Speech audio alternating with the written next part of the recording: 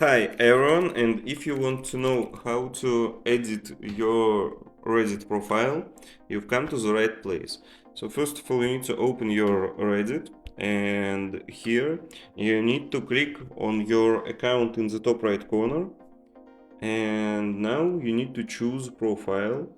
So now you're on your profile, and now you need to click on edit in the top left.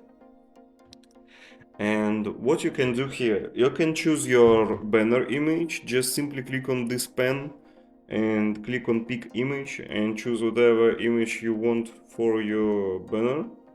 And also you can click on the pen icon in the middle here, and you can pick image. This will be image of your account for your avatar, and also you can create avatar, and here you have two options. You can just buy something and this will be your avatar, and also you can click on edit and create your own avatar.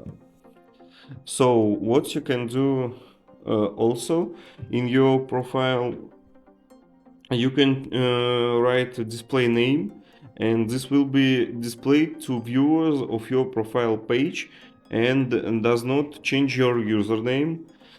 You can write something about you, so how old you are, what you like, and etc.